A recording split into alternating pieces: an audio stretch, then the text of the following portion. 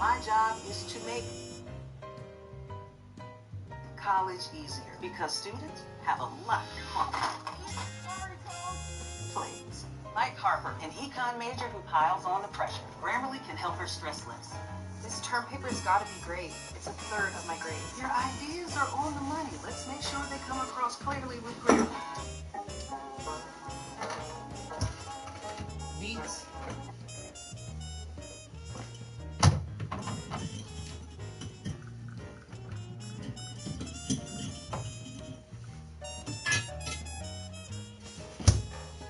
Might be time to go back to snake bites again. Yeah, I know you never stop.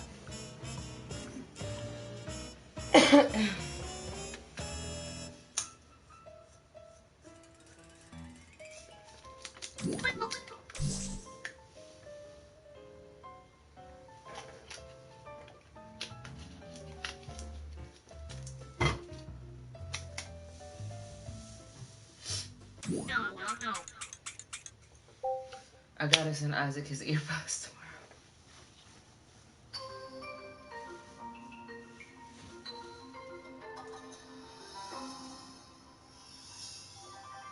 So I got interested in the question of declining sperm count way back in the mid-90s. And a group of us were on a committee, were trying to figure out those chemicals that had been called I was wondering where you got this video from, and I'm still logged into my YouTube because I saw this earlier.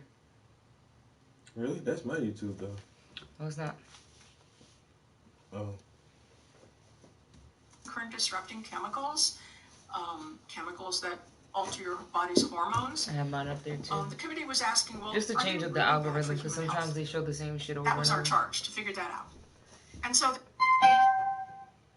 there's this paper that just came out a few years ago, and it says that sperm count has declined dramatically over the past 50 years. Do you think we should pay attention to this? Sperm count is declining. And I looked at the paper, and I was skeptical. I thought, that's pretty extreme, and doesn't seem to be a lot of data here, and probably not. But it was important enough that I decided I would spend a bunch of time figuring it out. And so what I did was I got the 61 studies that had gone into that analysis, and I looked at each of them and thought of things like, well, maybe the method of counting sperm had changed over time. You can see how that would lead to a lower count. Perhaps if the way you counted just counted fewer sperm, that could cause a trend. Not a real one, but an apparent trend. Or maybe the men in more recent years just had poor sperm count because they came from different populations. Maybe they were men coming in for problems in a fertility clinic. Maybe the men were fatter. Maybe they were smoking more. Maybe... That man who smoked that sperm. And tried to put them in the model and see if they accounted for the trend. And the surprising thing was that after I spent 6 months on this analysis, by the way, nothing changed. First, astounded. I seldom have seen such a stable result. The decline was very significant, it was a straight line, and it was very concerning. So at that point, I said, wow, there seems to be something going on here. There's something going on here. Let me look into this further. And then I spent the next 20 years doing that. And I published a series of papers which actually strengthened at each step that result. And finally, in 2017, I published a study with colleagues. 7 of us published a study that said that there had been a 59% drop in total number of sperm in a sample between 1973 and 2011, 39 years. I call this the 1% effect. So what is the it? The 1% effect is a change of 1% per year. So if sperm count declined 50% in 50 years, that would be 1% per year. But a 50%, that was about what we saw. We saw actually a little worse than that. But a 50% decline means cutting it in half. Cut your sperm count in half. I don't think anyone wants to do that, right? It's the same thing with testosterone. It's all been going down at that same rate, 1% per year. Miscarriage or pregnancy loss has gone up in women at that same rate, and so on and so forth. We don't have good, solid data on all of these. We have much more limited timeframes for these other things because there are many more studies on sperm count than there is on testosterone, for example, trends.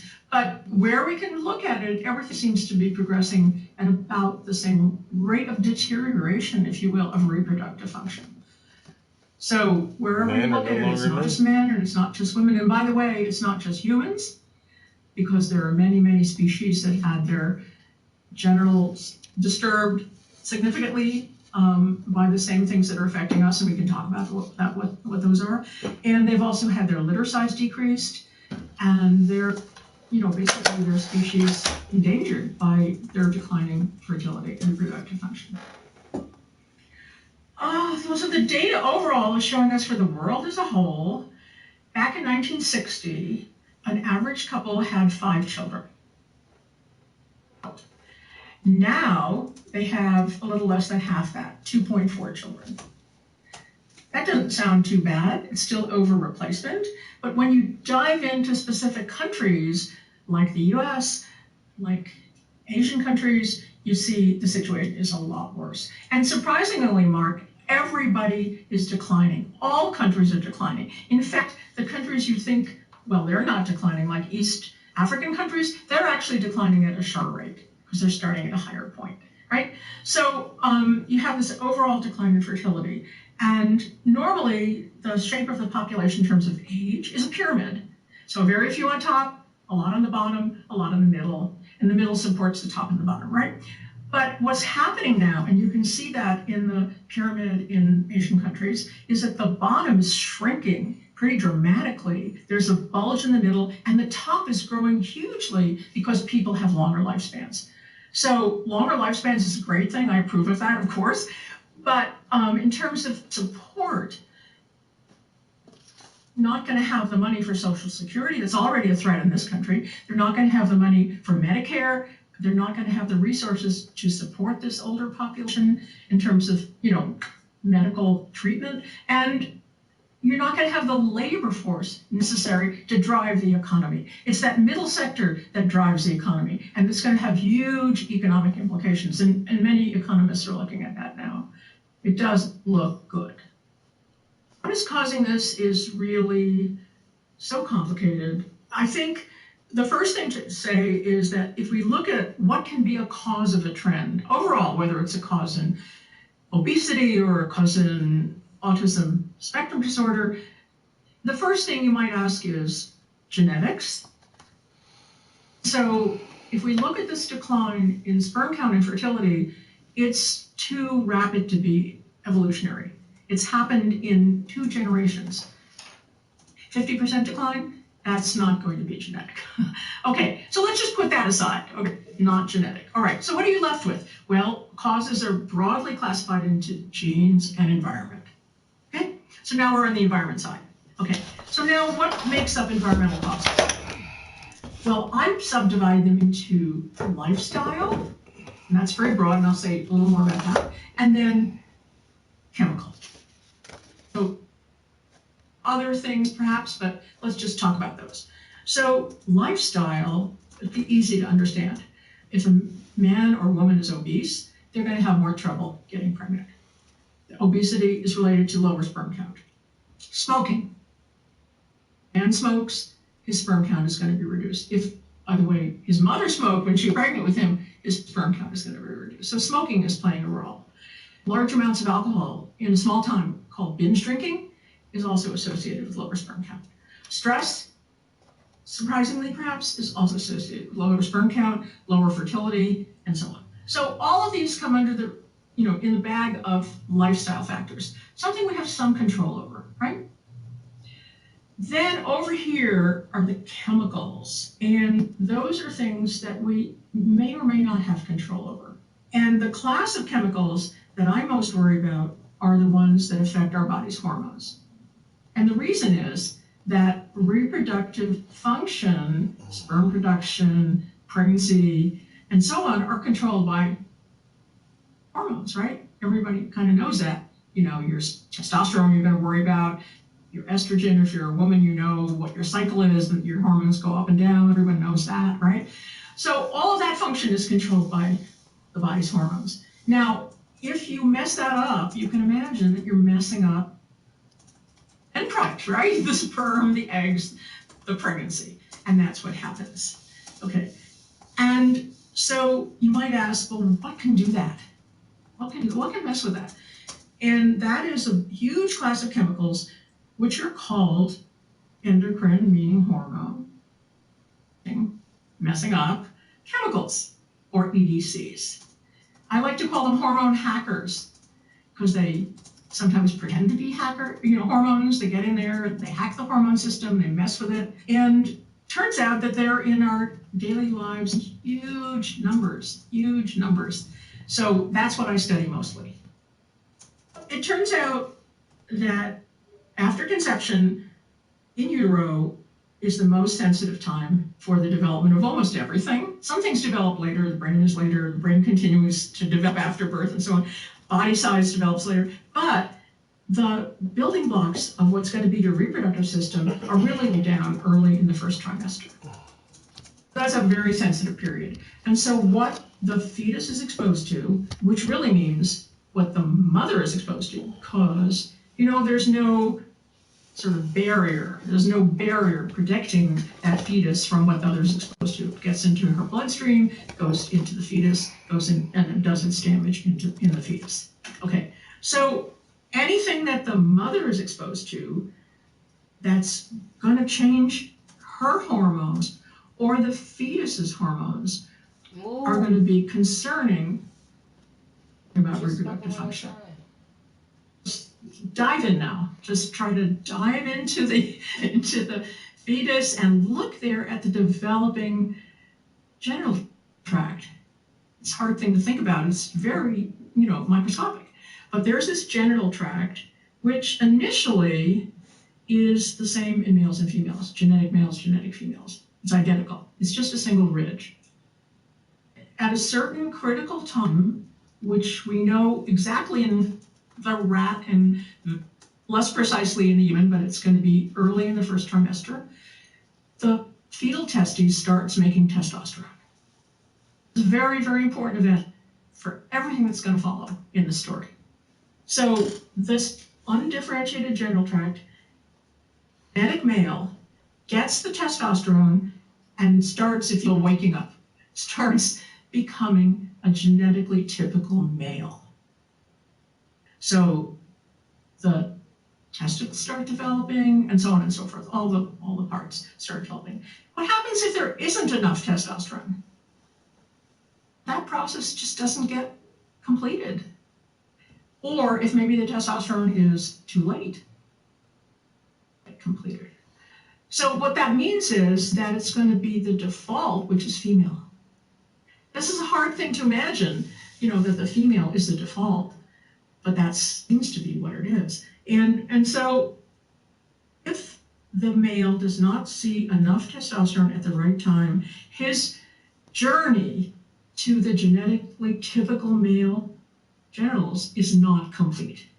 And I like to say he's incompletely masculinized.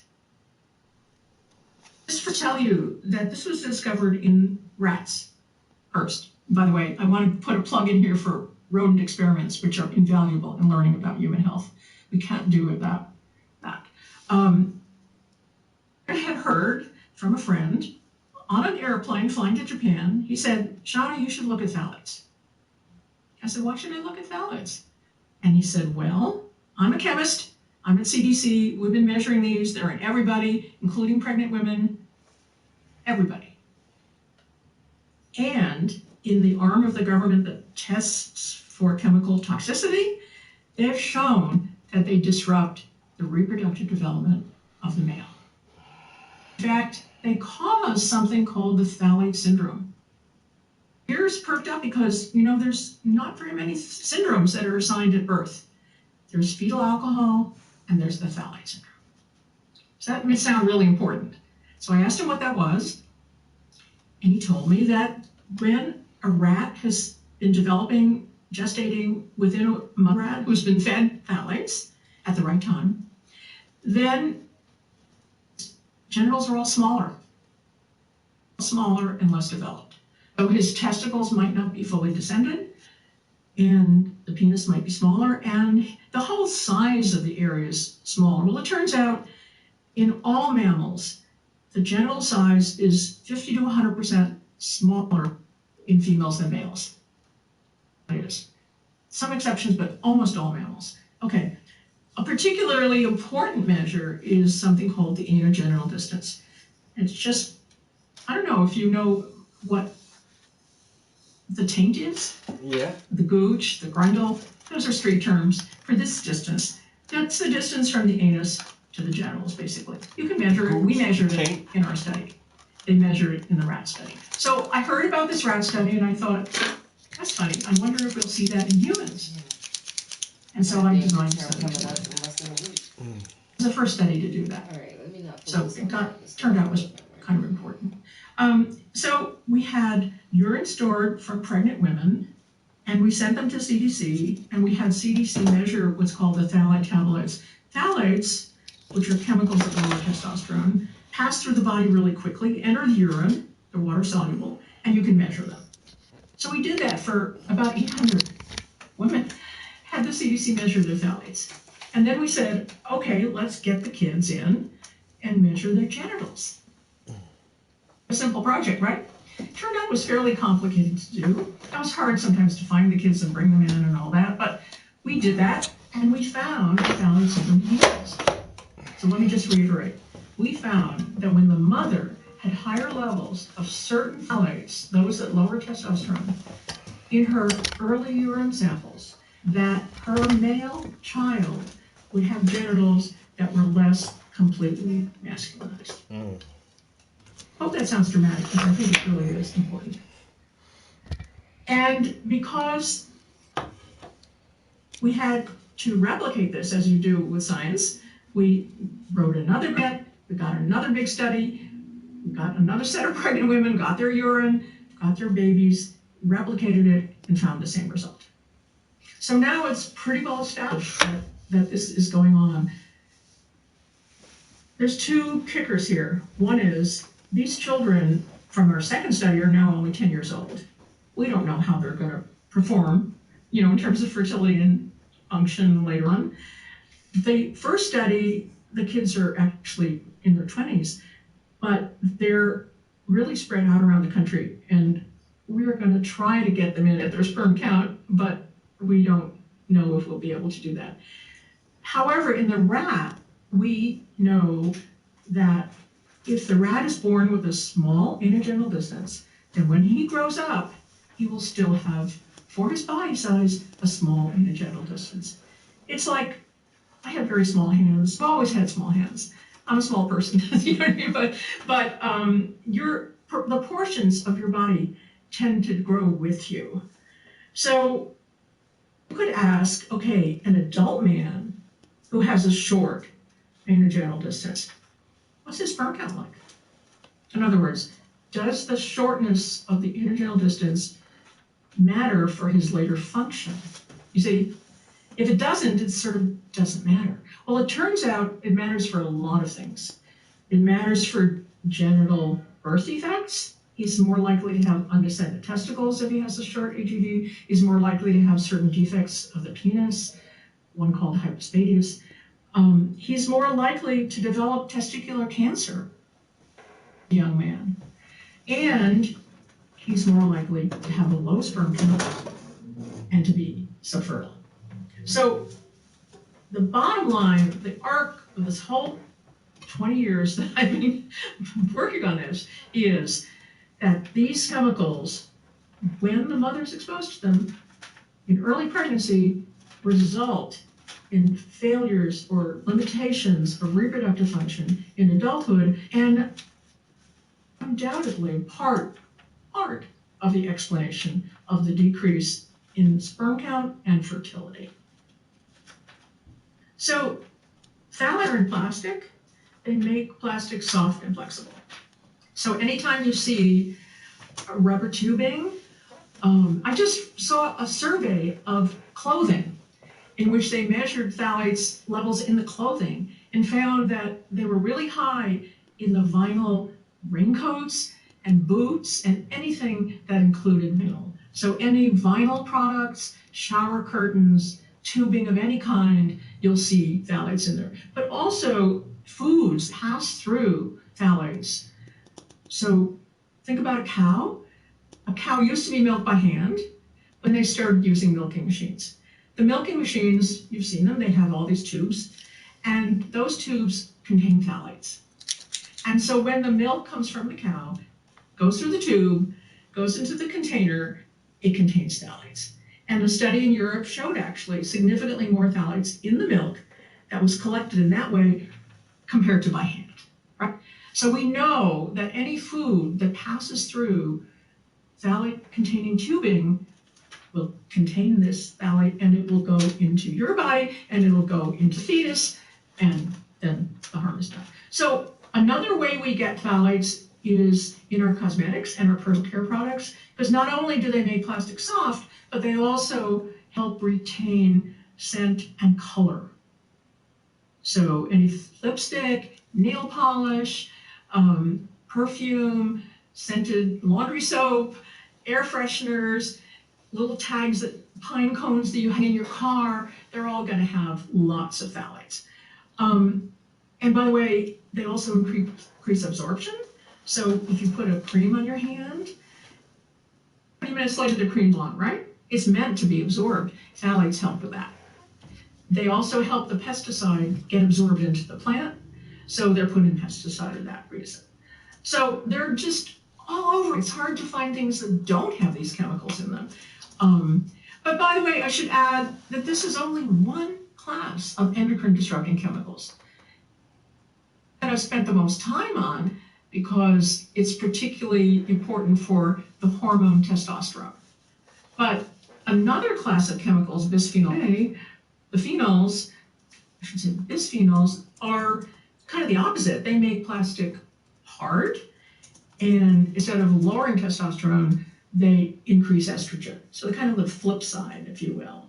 And these are all over the place too. They're in the lining of tin cans, they're in tooth sealants, they're in our pizza boxes, they're in our plastic water bottles, they're in our baby bottles. So that's another class. And then there's flame retardants, and then there's pesticides, and then there's something called PFAS chemicals, which are things like Teflon. They're coatings. So Teflon, water repellents, paper covers that keep oil off, like in your pizza boxes, right?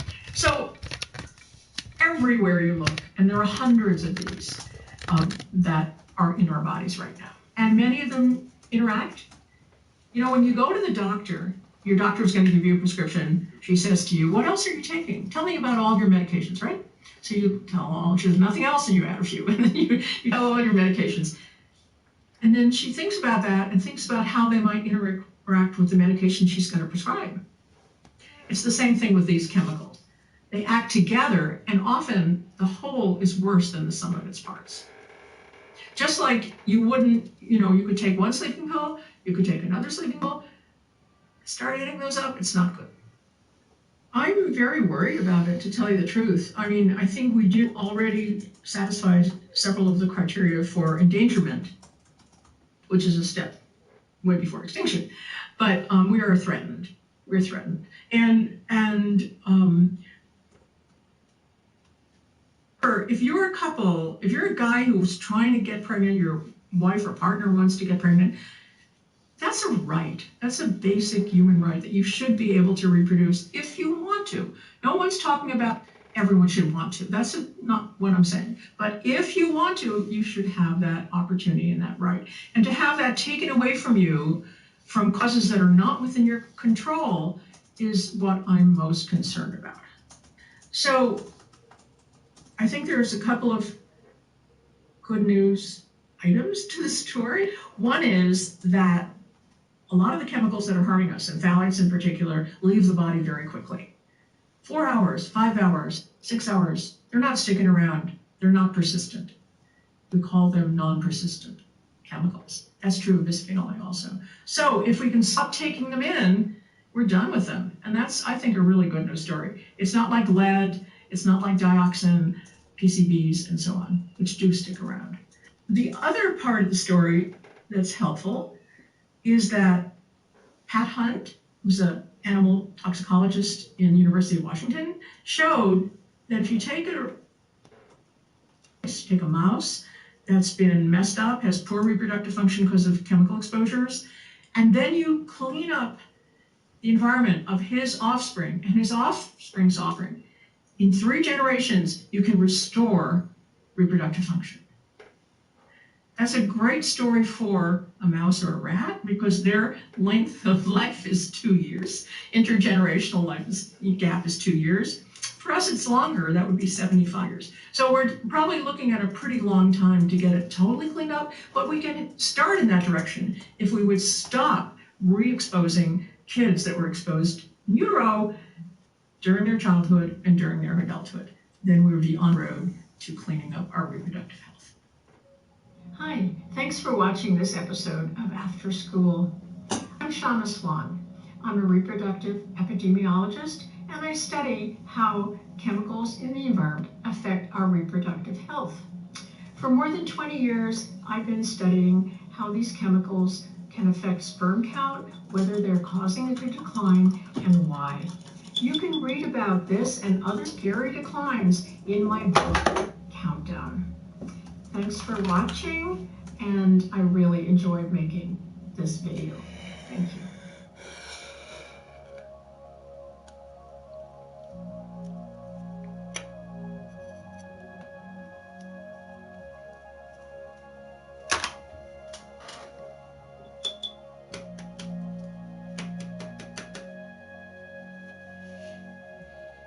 Hey. All right. Got all my answers right on my map quiz. Nice. So the chances are you've looked in at least one mirror today. You had a shave, or you combed your hair, or maybe you checked your teeth for spinach after lunch. But what you didn't know is that the face looking back at you isn't the face that everybody else sees. It's a kind of reversed, distorted, back to front image. So some years ago I was on a flight to New York and I read an article in the FT, and it was an article about a phenomenon called a true mirror. And for the Americans listening, that's a mirror. So the true mirror was actually invented by a brother and sister team in New York called John and Catherine Walters. And what they discovered was that if you take 2 mirrors and you put them together at right angles and you take the sum away, the images bounce off each other. And what you see when you look in a true mirror is exactly what other people see when they look at you. So I land in New York and I phone John up and ask him if I can go and see him. And I end up in his gallery in Brooklyn. And it was like being a sideshow in the circus. There were true mirrors, full length, face size, all over his gallery. And when I walked over to the true mirror for the first time and I looked in the mirror, it was one of the most disorientating experiences I've ever had in my life. The first thing you notice when you look in a true mirror is that your head's not on straight. Yeah, the camera is So like yours is kind of going that way. Wow. Yours is quite straight actually, and yours is going that way a wee bit. So apparently most of us tilt our heads one way or another. So when you approach a true mirror, the first thing you try and do is fix your head, but of course because it's reversed you go the wrong way. So it's very, very disorientating. But more importantly, I had a flashback. I had a flashback to when I was a wee girl. So I grew up in Glasgow, if you haven't noticed, I am Scottish. But I grew up in Glasgow, and my mum, when she was putting her makeup on, I used to love sitting watching my mum putting her makeup on, you know, with my chin in my hands. And I would tell her occasionally, isn't it funny how one side of your top lip is higher than the other side of your top lip? And she'd look in the mirror and she'd say, it is no. I say, no, it's only a couple of millimetres, but that side of your cupid's bow is definitely higher than the other side of your cupid's bow. She'd say, Caroline, you're havering. And when I looked in the true mirror, there was the lip that I had been wearing at that time for maybe 45 years, and I'd never seen it. So the difference is when you look in a regular mirror, you look for reassurance. You look for reassurance that you're beautiful, or you're young, or you're tidy, or your bum doesn't look big in that. But when you look in a true mirror, you don't look at yourself, you look for yourself. You look for revelation, not for reassurance. And this was deeply interesting to me because what I do for a living is I help people be themselves. Not in a narcissistic or solipsistic way, but because I believe that social reformation always starts with individual. And when you look at remarkable individuals, and when I say remarkable or successful individuals, I don't mean monetarily successful. I mean people that have been successful at achieving whatever they set out to do. You'll find that the thing they have in common is they have nothing in common. These are people who, you know, work in many of the fields that I work in. I work with people in corporations, I work with captains of industry, I work with selected politicians, I work with geophysicists, I work with chamber orchestras and ballet dancers and pop stars and opera singers. And I've identified the thread that links them. These are individuals who've managed to figure out the unique gift that the universe gave them when they incarnated, and then put that at the service of their goals. I think that we all come complete. We come complete with one true note we were destined to sing. And these are people that have managed to figure that out. Rock said and it first, doesn't dictate your choice What of up, bro? job. What it dictates is how you do it. And when we see these people, we invariably call them Who's gonna buy that? A 5-year-old? I don't think 5-year-old kids smoke weed, bro. She's larger than life, which always Honestly, makes me smile. if you got a 5-year-old that smokes weed and they have a job substantial enough to buy a piece of art of this caliber, I need to talk to that 5-year-old kid. I'm sorry, Chaz. Can you see how he looks to know if he's French or Italian or not?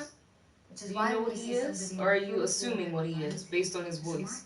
Because you can't see him right now.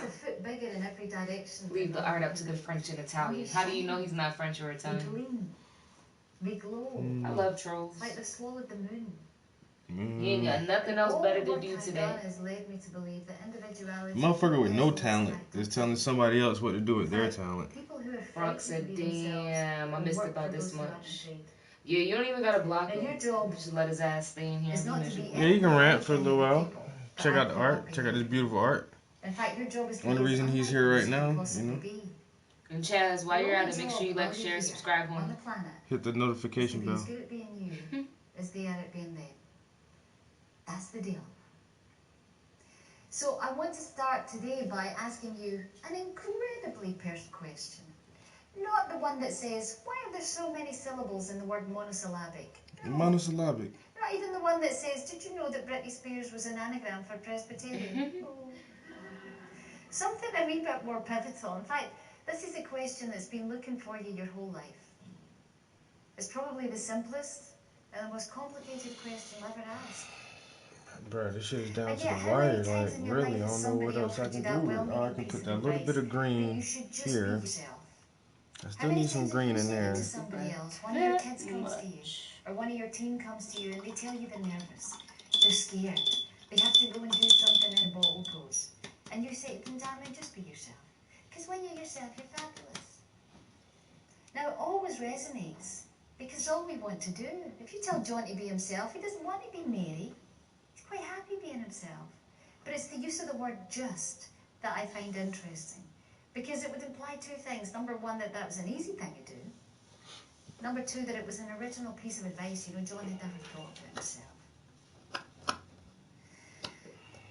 When it comes to being yourself, when it comes to being in the world, the minute you showed up, the minute you incarnated, you were given a life sentence. And you don't know how long you got. Maybe you got 70 years and I got 62. We've no idea how long we go.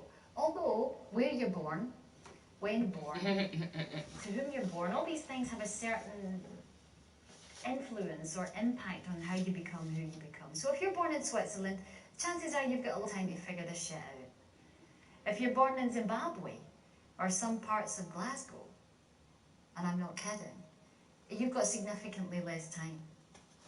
So what I want you to think about is not what your life expectancy is. I forgot that I'm DJing. I'm like, what the hell is he playing right now? And I'm the one playing it. Well, do you want to keep listening to her and talk about Glasgow?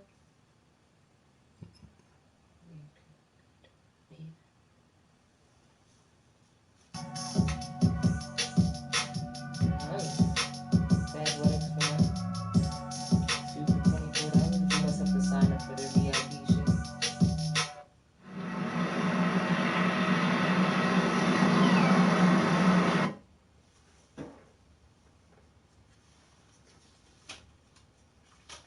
Y'all might hate me for this one, but we're about to get a history lesson.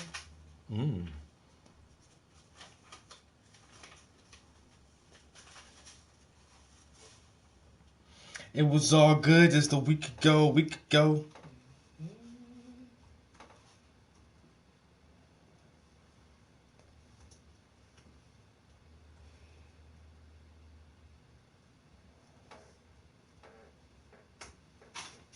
This just might make my life a bit easier.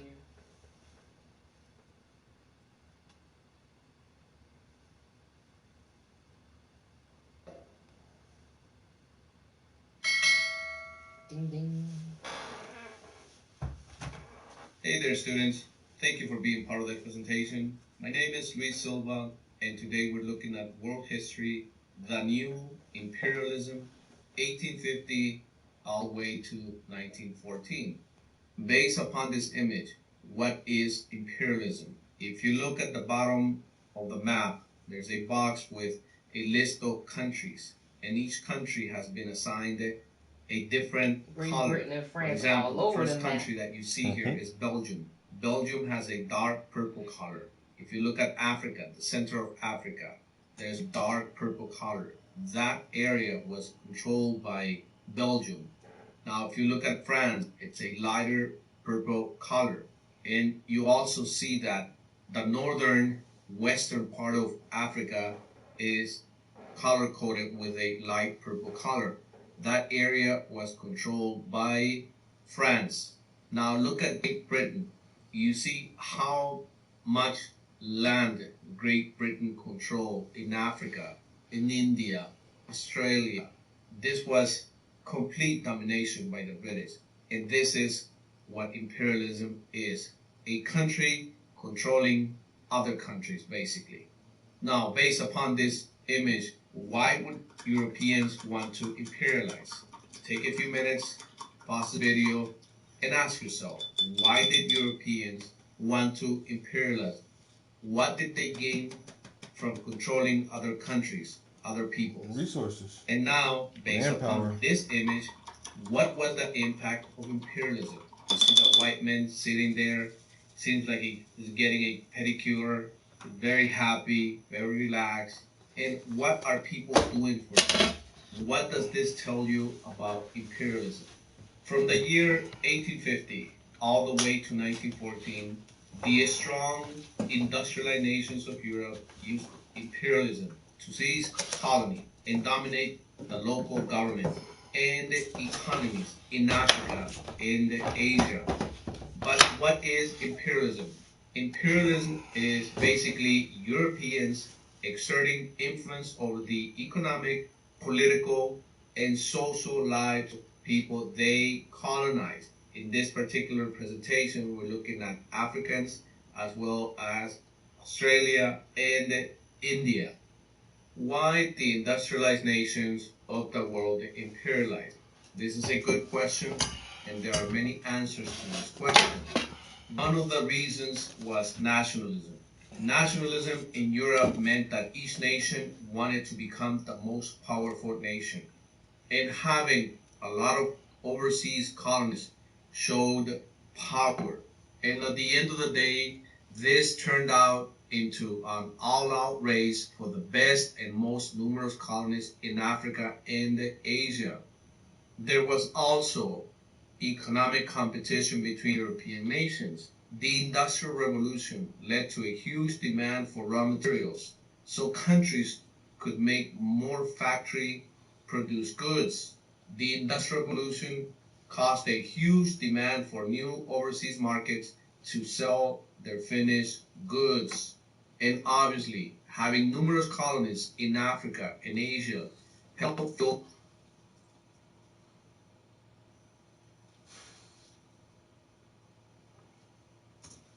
Industrial Revolution like never before. And another cause was the missionary spirit.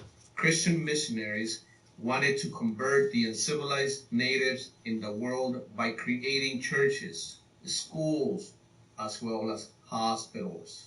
The Europeans believed in an idea called social Darwinism that argued that whites were most evolved in the superior race, and therefore they had to uncivilize those people that were inferior to them.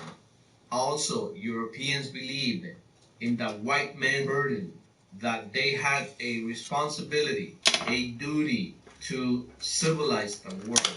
And that this was a prevalent idea that pushed many European nations out into the world.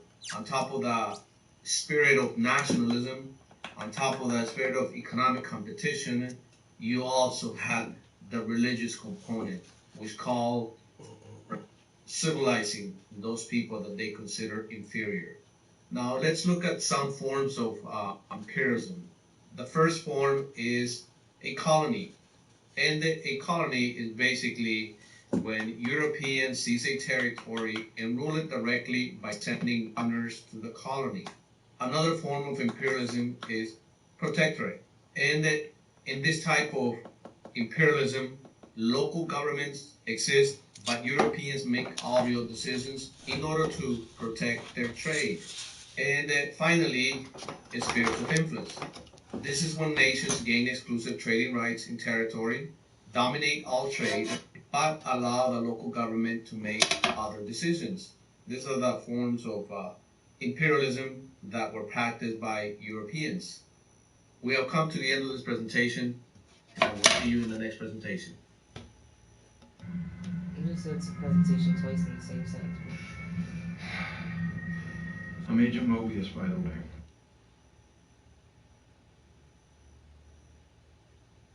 Here's my guy that I like. Hi, I'm John Green. This is Crash Course U.S. History. Today we're going to talk about a subject near and dear to my white male heart, imperialism. So here at Crash Course, we occasionally try to point out that the U.S., much as we hate to admit it, is actually part of a larger world. Mr. Green, you pick Alaska? No, in the past. For reasons that you will understand after your trip there before your senior year of college, I do not acknowledge the existence of Canada's tail. No, I'm referring to all of the green parts of not America, and the period in the 19th century when we thought maybe we could make all those green parts like America, but you know, without rights and stuff.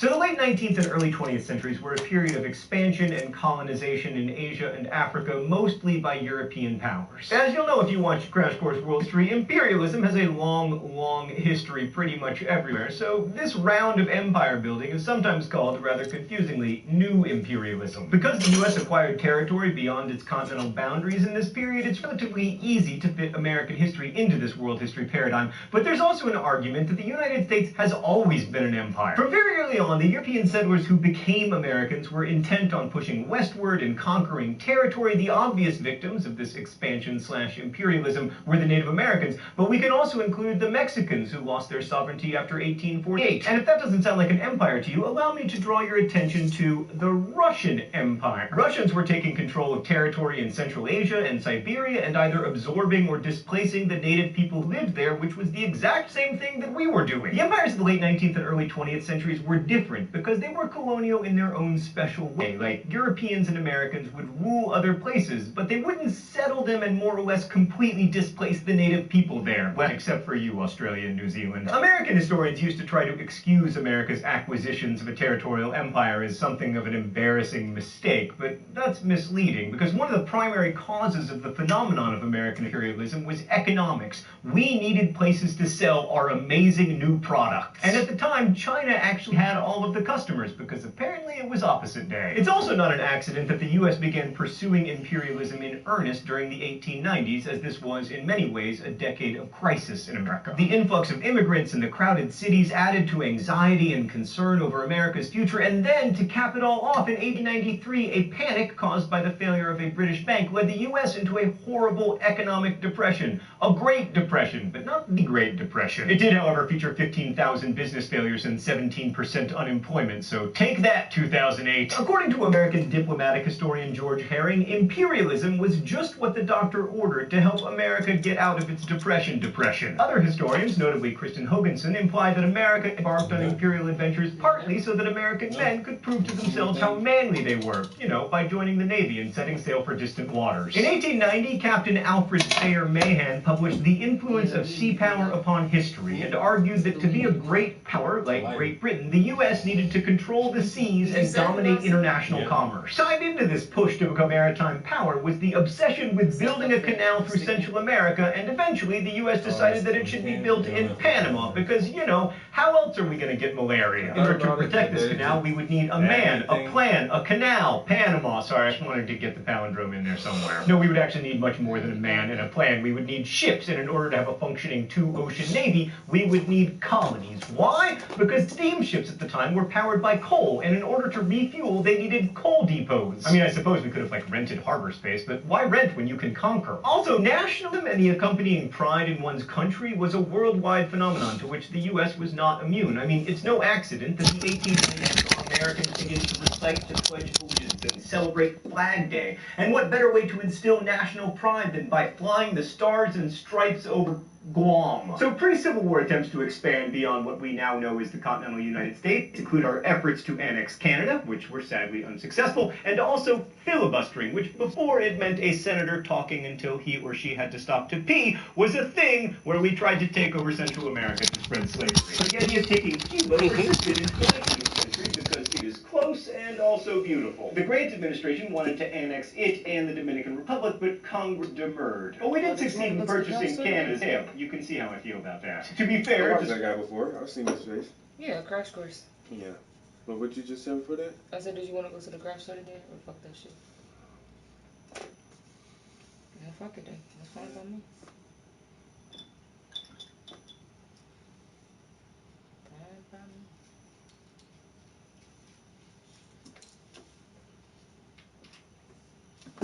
Fold in the Yukon made Seward's icebox seem like less Seward's folly, and it did provide coaling stations in the Pacific.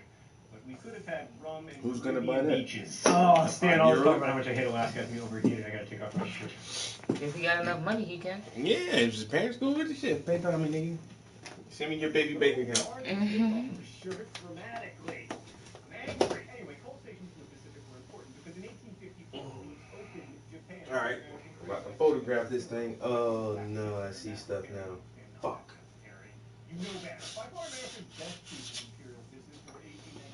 Alright, this shadow's kind of blundered a little bit. I remember when I did that because I got something on there and then tried to erase it off. So it's going to be next to impossible to get this color back right here, what I had. So, we'll try. We actually annexed Hawaii in 1898, and this meant that it could eventually become a state, which it did in 1959. How can I fix that, though? I might just have to leave it like it is. High times of American imperialism, the Spanish-American Cuban-Filipino War. The war started out because it's like blue, black, Spain was holding on to Cuba for dear life as the remnant of a once great empire. The Cubans' fight for independence was brutal. 95,000 Cubans died from disease and malnutrition after Spanish General Valeriano Weyler herded Cubans into concentration camps. For this, Weyler was called Butcher in the American Yellow Press, which sold a lot of newspapers on the backs of stories about his atrocities. And at last we come to President William McKinley, who responded cautiously with the demand that Spain get out of Cuba or face war. Now, Spain knew that it couldn't win a war with the U.S., but as George Herring put it, they preferred the honor of war to the ignominy of surrender. Let that be a lesson to you. Always choose ignominy. Oh, it's time for the mystery documents? I damn near mastered that. Boy, that boy good. Boy, I damn near mastered that shit the first time. Alright, let's see what we got today. With such a conflict waged for years in an island so near us, and with which our people have such trade and business relations, when the lives and liberty of our own citizens are in constant danger and their property destroyed and themselves ruined, when our trading vessels are liable to seizure and are seized at our very doorstep by warships of a foreign nation, the expedition and filibustering that we are powerless to prevent altogether, all these and others that I need not mention, the resulting strained relations are a constant menace to our peace, and compel us to keep on a semi-war footing with a nation with which we are at peace. Thank you, Stan. This is obviously President William McKinley's war message to Congress. You can tell it's a war message because it includes the word peace more than the word war. By the way, it's commonly thought that President McKinley asked Congress for a declaration of war. He didn't. He let Congress take the lead. That's the only time that's happened in all of American history, which would be more impressive if we declared war more than 5 times. So the document shows us that, at least according to McKinley, we officially went to war for American peace of mind and to end economic uncertainty. It was not to gain territory, at least not in Cuba. How do we know? Because Congress also passed the Teller Amendment, which forswore any U.S. annexation of Cuba, perhaps because representatives of the U.S. sugar industry, like Colorado Senator Henry Teller, feared competition from sugar produced in American Cuba. Well, maybe not. Also, the cause of the war was the sinking of the USS Maine. The battleship, which had been in Havana Harbor to protect American interests, sank after an explosion on February 15, 1898, killing 260. Most historians chalk up the sinking to an internal explosion and not. Trading vessels are liable to seizure and are seized at our very doorstep by warships of a foreign nation. The expeditions of filibustering that we are powerless to prevent altogether. All these and others that I need not mention, with the resulting strained relations, are a constant menace to our peace and compel us to keep on a semi-war footing with a nation with which we are at peace. Thank you, Stan. This is obviously President William McKinley's war message to Congress. You can tell it's a war message because it includes the word peace more than the word war. By the way, it's commonly thought that President McKinley asked Congress for a declaration of war. He didn't. He let Congress take the lead. That's the only time that's ever happened in all of American history, which would be more impressive if we had declared war more than 5 times. So the document shows us that, at least according to McKinley, we officially went to war for American peace of mind and to end economic uncertainty. It was not to gain territory, at least not in Cuba. How do we know? Because Congress also passed the Teller Amendment, which forswore any U.S. annexation of Cuba, perhaps because representatives of the U.S. sugar industry, like Colorado Senator Henry Teller, feared competition from sugar produced in an American Cuba. Well, maybe not. Probably so. Also not the cause of the war was the sinking of the USS Maine. The battleship, which had been in Havana Harbor to protect American interests, sank after an explosion on February 15, 1898, killing 266 sailors. Now, most historians chalk up the sinking to internal explosion and not to Spanish sabotage. But that didn't stop Americans from blaming the Spanish with their memorable meme, "Remember the Maine, to hell with Spain." Let's go to the thoughtful. The actual war was one of the most successful in U.S. history, especially if you measure success by brevity and relative paucity of deaths. Secretary of State John Hay called it a splendid little war, and in many ways it was. Fighting lasted about 4 months, and fewer than 400 Americans were killed in combat, although 5,000 died of, wait for it, disease. Disease always ruining everything. There weren't a ton of battles, but those that happened got an inordinate amount of press coverage, like the July attack on San Juan Hill at the Cuban city of Santiago, led by future President Theodore Roosevelt.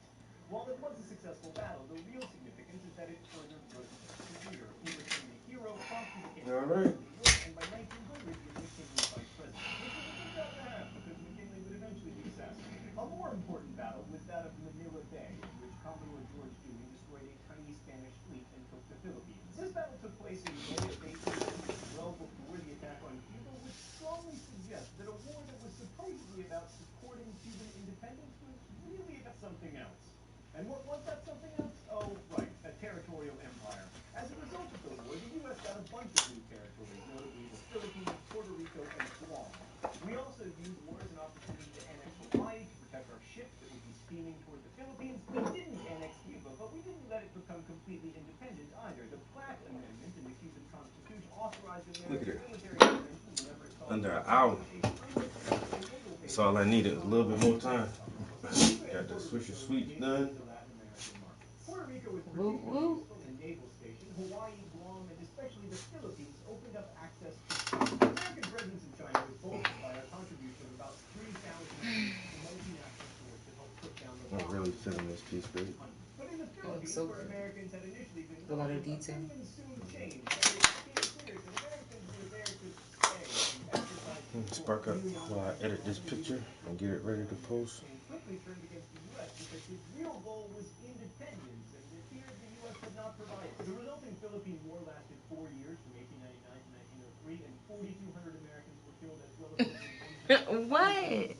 The Americans committed atrocities. They took a picture of you next to your. Torturing prisoners, raped and executing civilians, and much of the trade community and news of these atrocities helped to spur anti-imperialist sentiments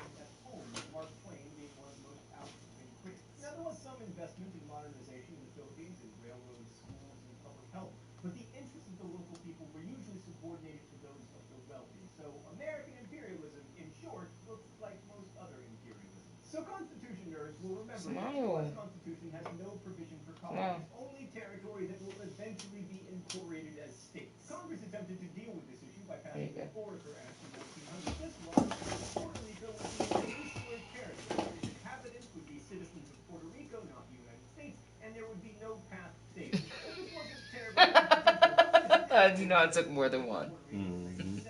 Now it's a common law. Here, you can actually look through and see which one you like the best. Whichever one you like the best. Environmental policy. The Philippines were treated similarly to Puerto Rico in a series of cases between 1901 and 1904, collectively called the Insular Case. But Hawaii was treated differently because it had a sizable population. That one? Happened to be white. Ergo, it became a traditional territory with a path to statehood because white people and also pineapple. Now let's briefly talk about anti-imperialism. There are lots of people who objected to imperialism on racial grounds, arguing that it might lead to, like, diversity. But there were also non-racial who argued that empire itself, with its political domination of conquered people, was incompatible with democracy, which, to be fair, it is. The Democratic Party This one you can see. Yeah. But in 1900, some progressives Go ahead and try it again. because they believed that America should focus on its domestic problems. Yet those who supported imperialism were just as forceful. Among the most vocal was Indiana Senator Albert Beveridge, who argued that imperialism was benevolent and would bring a new day of freedom. But make no mistake, underneath it all, imperialism was all about trade. According to Beveridge, America's commerce must be with Asia. The Pacific is our ocean. Where shall we turn for consumers of our surplus? Geography answers the question. Now this one. China is our national economy. In the end, imperialism was really driven by economic necessity. In 1902, Brooks Adams predicted in his book, The New Empire, that the U.S. would soon, quote, outweigh any single empire, if not all empires combined. Within 20 years, America would be we didn't have the most overseas territory, but ultimately, that didn't matter. Now, the reasons for imperialism, above all the quest for markets for American goods, would persist long after imperialism became recognized as antithetical freedom and democracy. And we would continue to struggle to reconcile our imperialistic urges with our ideals about democracy until now. Thanks for watching. I'll see you next week.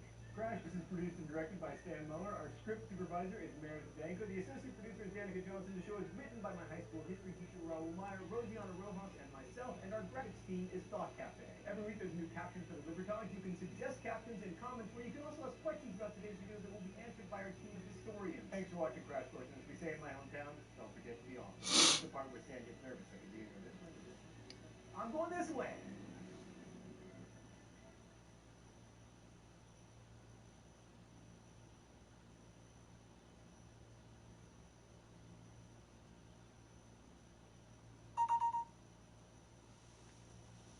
John Green. This is Crash Course U.S. History, and today we're going to finish our discussion of progressivism and indulge in a bit of great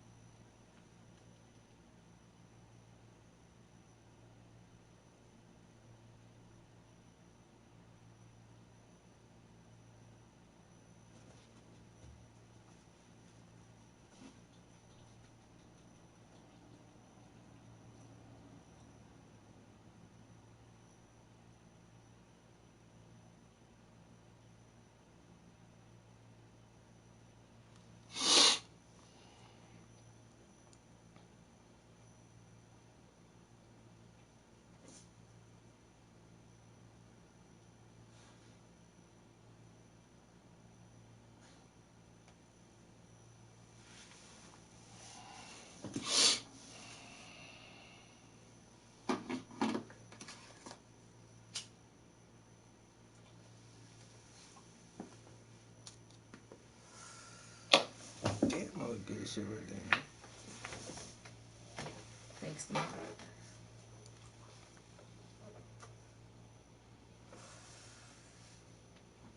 weeks to me.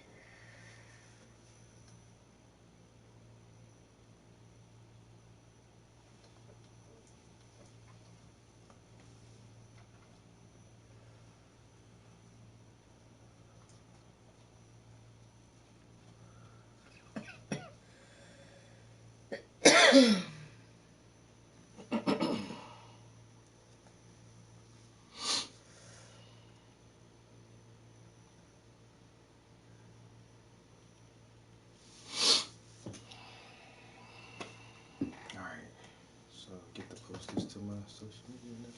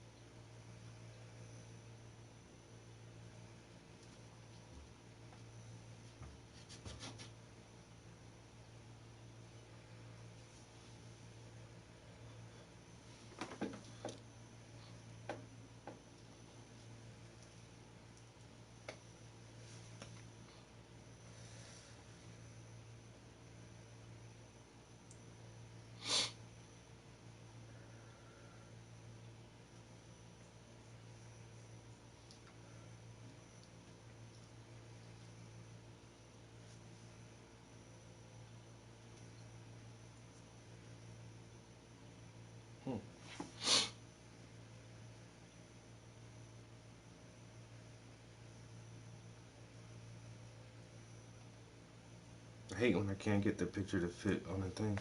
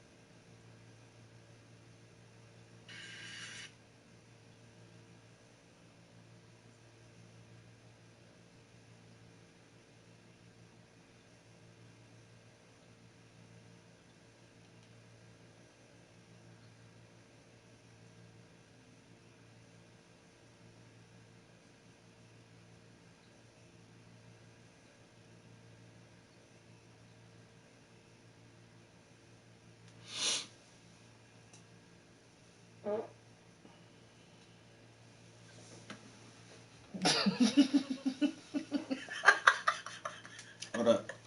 Yeah, I forgot we still live on camera. Why you do that, boo? Why you do that, boo? Yo, Piggy, what's up? Damn. My bad, I got too The weed and the liquor done kicked in. You got too comfortable. You welcome to the real hip. Everybody fine. Okay, you're not gonna keep licking my hand. No? No, I want my hands to be dry.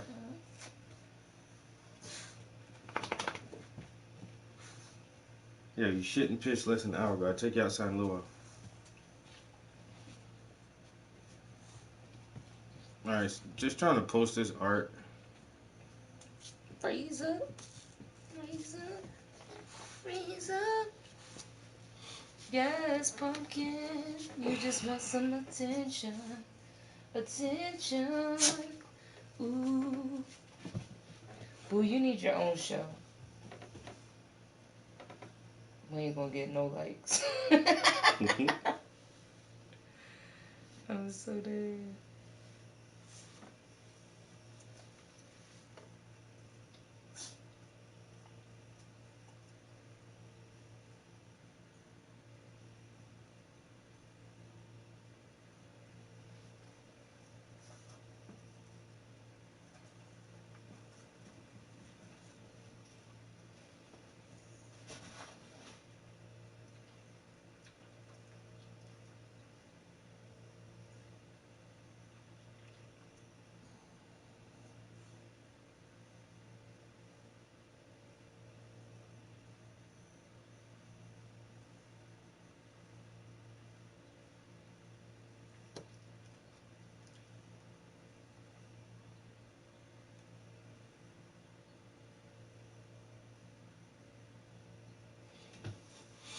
Explain how you knew where to write the number.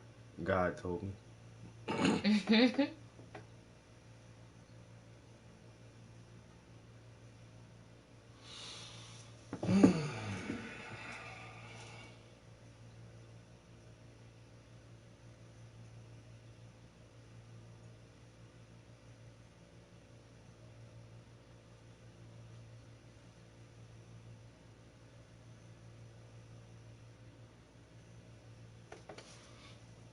Alright, let me post this on this.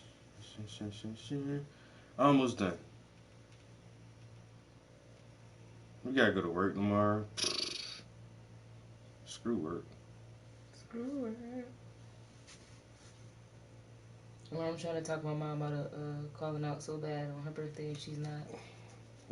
She's like, I'm too old for that shit. I'm going to work. Damn.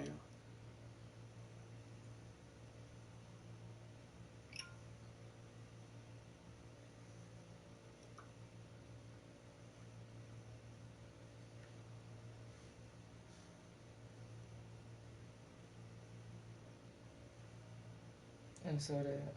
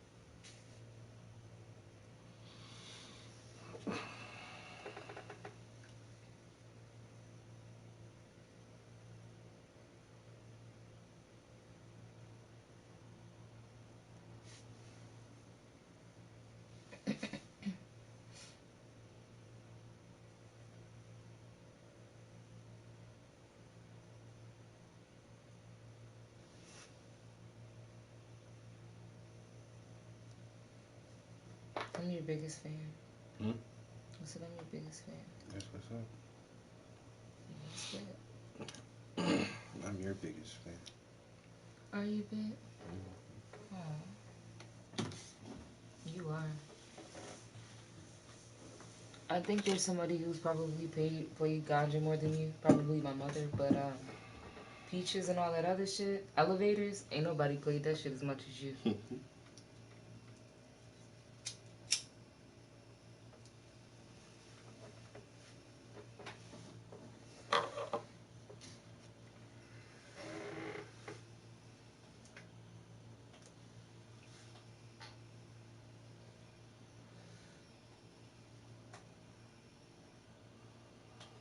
Alright. On to the next one.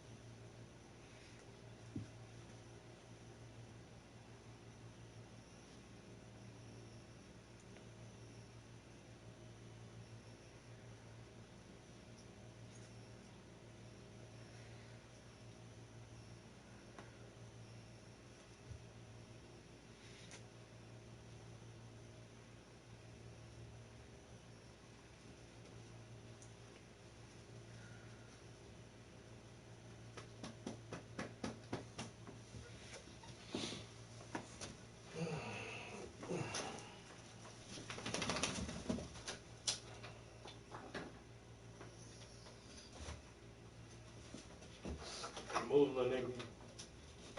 Ooh, get out the way. I gotta photograph one more still life so I can have 3 in the series, and I want them to be all like on the same canvas like that too. So I gotta make sure I got another. I think that's 24 by 36.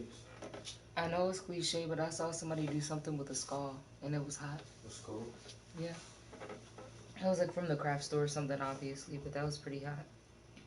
And I wanted to say they had like some candles or clocks or maybe even some feathers. Like it was just different.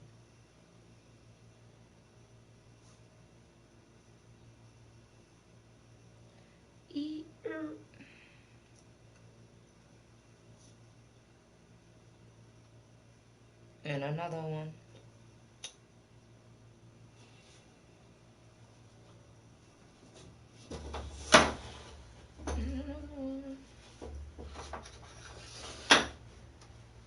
Oh, you called it game time?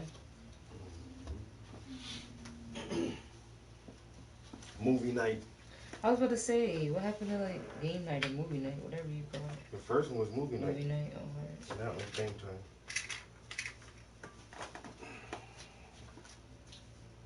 Move, boo. Thank you so much. Move. Alright, last thing I'm gonna do is clean off this palette and just to get it ready for the next color setup. And then we're good for today. And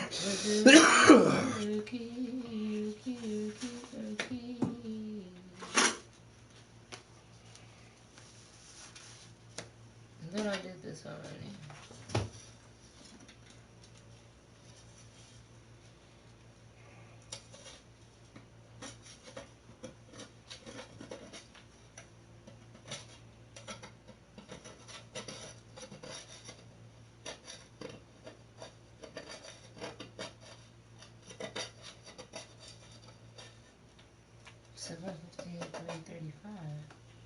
Yeah, that's the one I just did.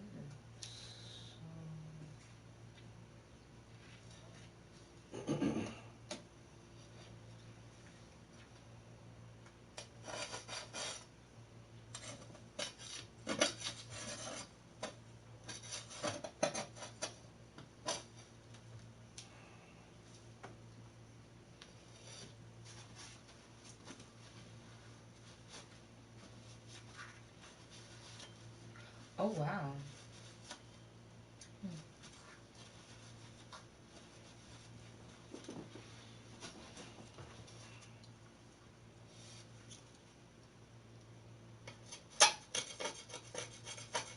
That's it. I thought I submitted that quiz. I know I did. Okay, I did submit it. Okay. And then not quiz 6. I'm guessing it's too late to do.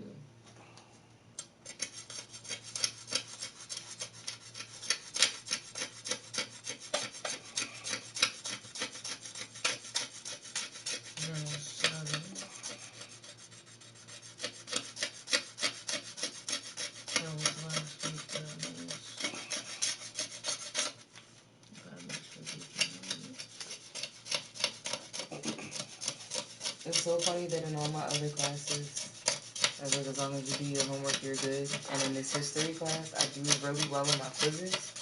But sometimes in my journals and homework, I slack. And, like, he scrutinizes every little thing. So he wants your homework to be good, too. And I slack on that shit. And my grade is, like, it's not suffering, but it's suffering because of it. I could have an A if I just stopped being, I had better time management. You know what the problem is. So. I mean, in all fairness. I get that.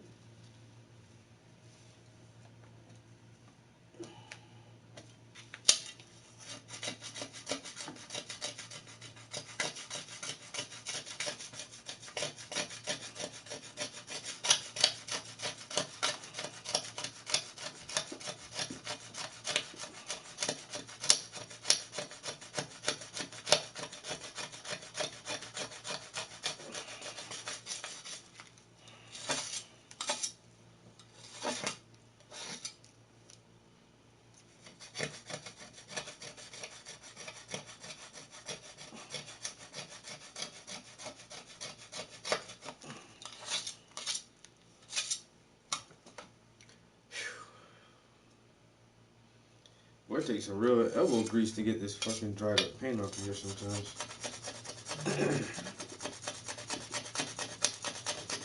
Yo, my cousin came to stay with me for the weekend. My homeboy came to holler at me for a couple hours a day.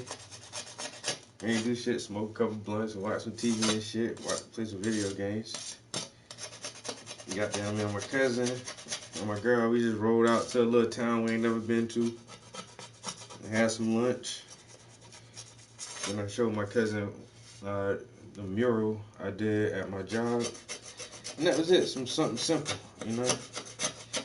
Just to be in each other's presence, to see that you're alive and healthy, and just to hear your voice and hear you laugh and shit. So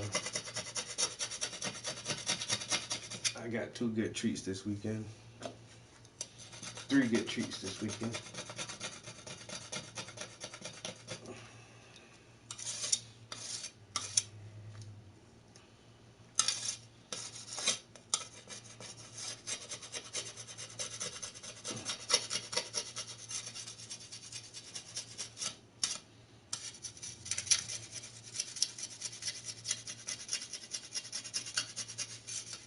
And I just finished the painting. You can't tell me shit right now. I swear to God. Can't tell me shit. That boy good. That boy good right there, that boy. Yes.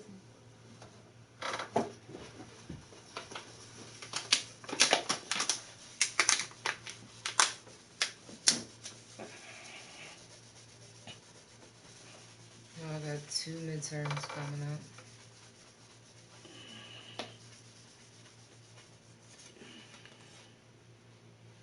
Two midterms coming up in the same week when I got 2 new classes starting. Oh, damn. I'm like, oh my god. At least I didn't have these all 5 classes the whole time. But I would have rather had my psychology class the whole time and not had this history shit. It's so boring.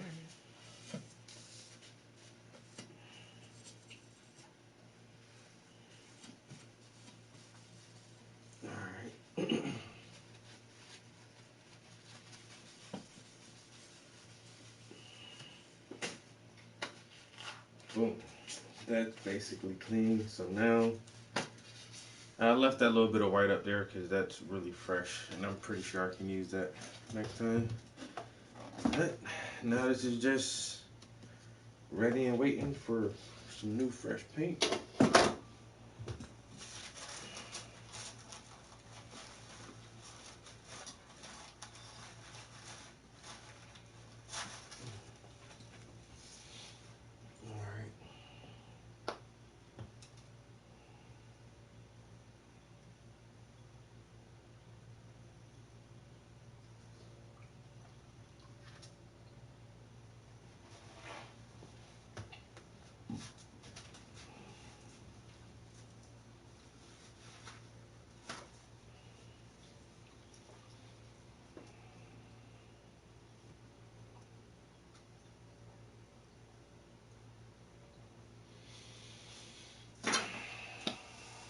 Let me see how far I can get on this painting right here this week, and then I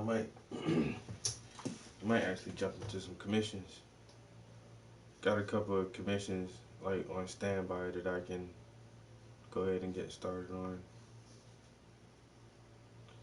But like I said, let me take another week to myself and work on this for a week. And have to pick up another client. Well, I got two, like I say, on standby. That little extra money do be coming in handy. I can go ahead and grab me some deposit money up from these people.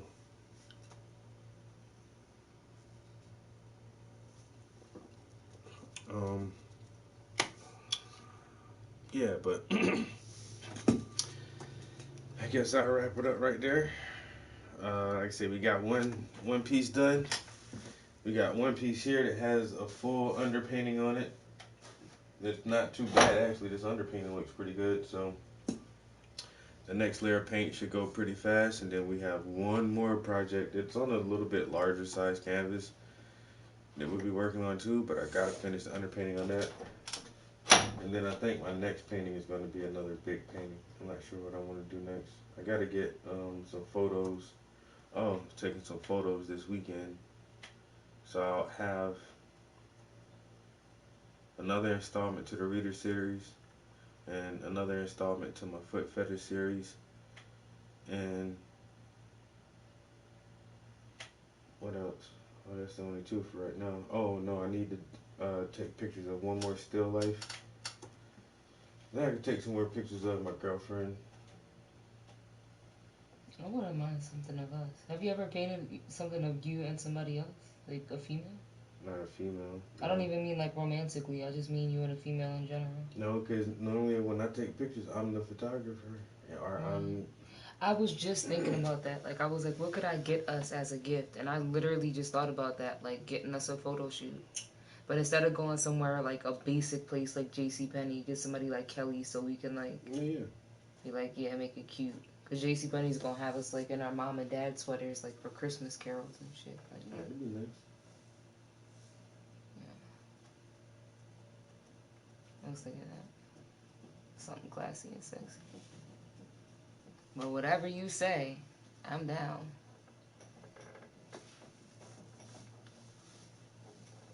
Have you ever painted fish? You know why I said that? Because I keep thinking about getting a fish. Oh my God, you know what I saw? A parakeet. Birds make too much noise. It wasn't that loud.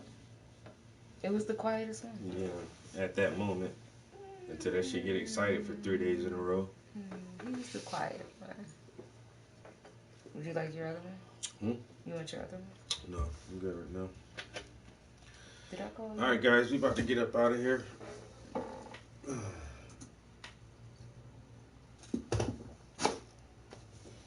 Catch y'all next time. Peace.